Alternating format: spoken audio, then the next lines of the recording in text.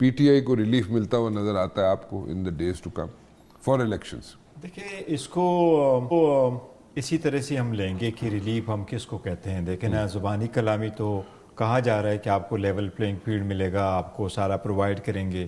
ہماری ملاقات ہوئی تھی 11 اکتوبر کو چیف الیکشن کمشنر اور ممبران صاحبان کے پاس, جب پولیٹیکل پارٹیز کی طرف سے کوڈ آف کنڈکٹ ریوائز ہو رہا تھا اور بہت اچھا پروسیس کمپلیٹ ہو چکا تھا کیونکہ وہ بائی کنسنسس پولیٹیکل پارٹیز کے ہو گیا تھا.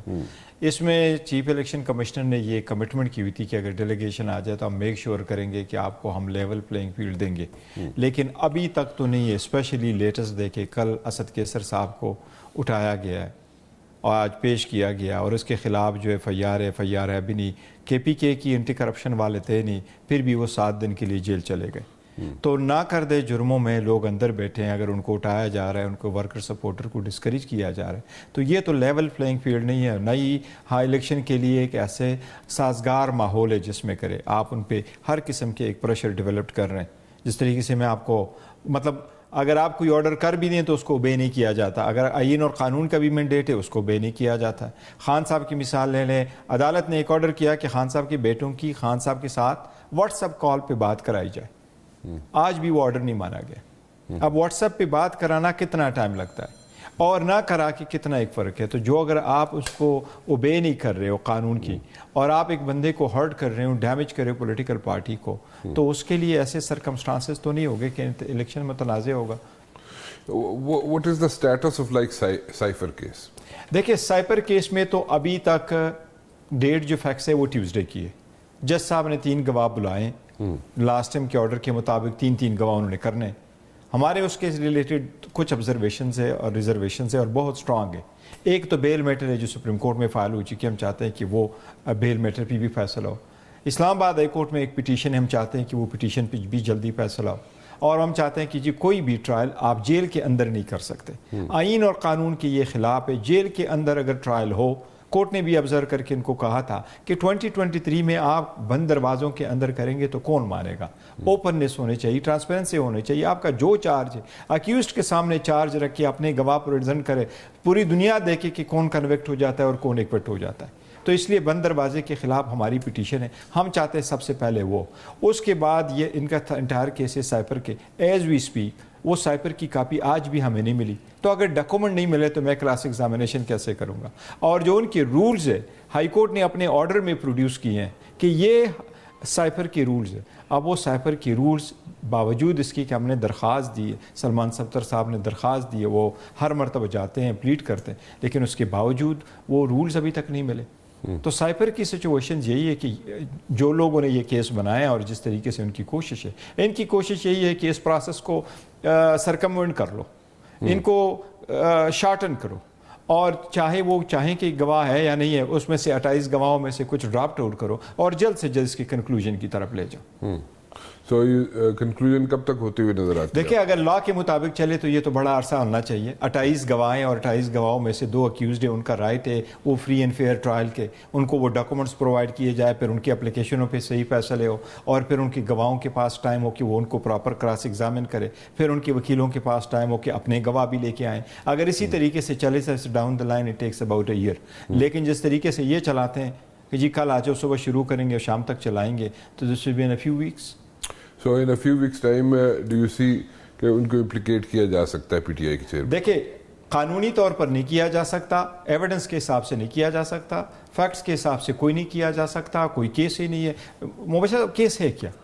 آپ صرف یہ کہہ رہے ہیں کہ جو آپ کے پاس کہاں ہے, آپ نے ریٹین کیا ہے سائفر کی کاپی, وہ ڈیکوڈڈ کاپی, سائفر کی کاپی جو ابھی پرائم منسٹر کی یہ کہ جو طرف سے وہ آیا کہ جی ہم نے کاپی واپس بھیجی ہے, کوڈڈ والی بھیجی یا ڈیکوڈڈ والی بھیجی, کا سائفر کی کاپی جو وزیر اعظم کے پاس بھی جاتی, جو صدر کے پاس بھی جاتی, چیف آرمی اسٹاف کے پاس کاپی جاتی, اور ڈی جی آئی ایس آئی کے پاس بھی کاپی جاتی, اس کی کاپی کئی مرتبہ کر کے وہ چیف جسٹس پاکستان کے پاس گئی تھی, اسپیکر نیشنل اسمبلی کے پاس بھی گئی تھی.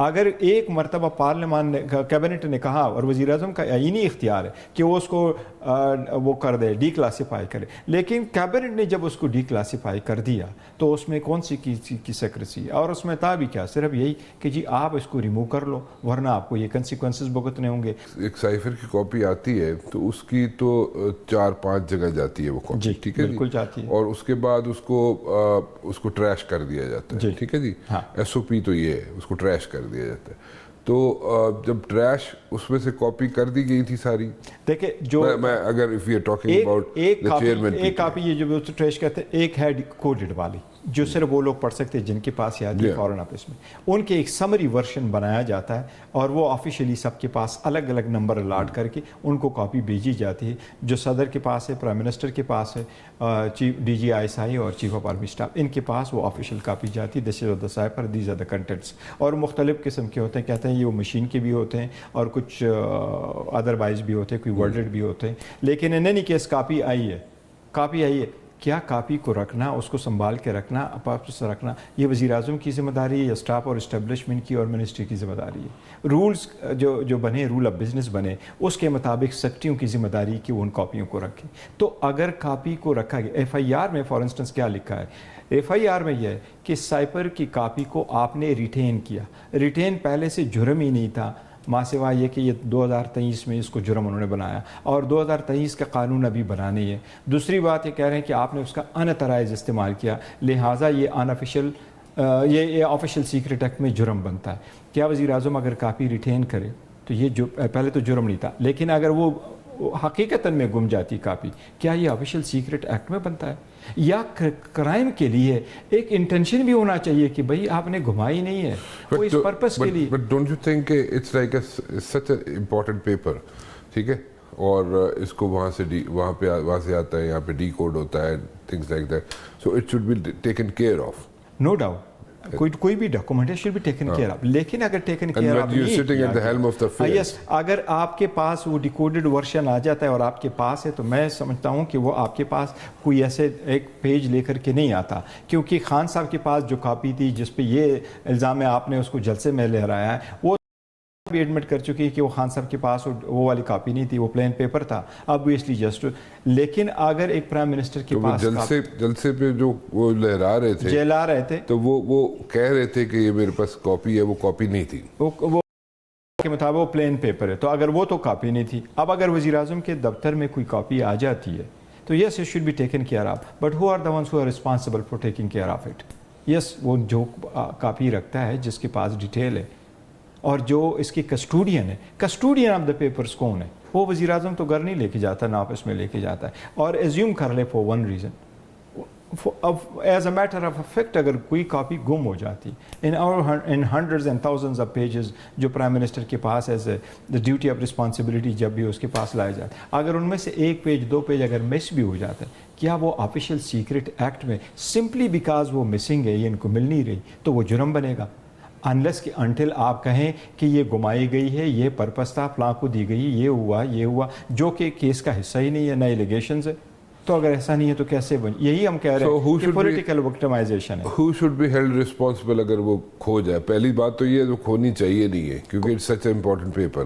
اگر وہ کھو بھی جاتی ہے جیسے کہ آپ کہہ رہے ہیں, تو اس میں who should be held responsible؟ دیکھیں میں جو کہہ رہا ہوں ایک اور بھی میں ساتھ ہی ایک کوشچن جوڑ دیتا ہوں کہ کیا منسٹر جو فارن افیئرز ہیں, کیا وہ شیئر کر سکتے ہیں چیف ایگزیکٹو کے ساتھ کاپی؟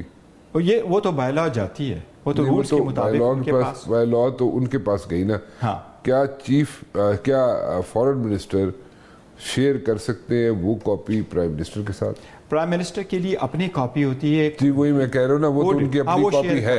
جی, جو کوڈڈ کاپی ہے, کوڈڈ ورژن آتا ہے, وہ کہیں بھی نہیں جاتا, وہ فارن منسٹر. اور یہی ریزن ہے کہ رانا ثناء اللہ صاحب نے بھی کہا کہ وہ کاپی موجود ہے, گورنمنٹ کا بھی ورژن ہے کہ وہ ابھی بھی فارن آفس میں, اور فارن آفس نے اس کی کمپلینٹ نہیں کی, وہ کاپی مسنگ ہے.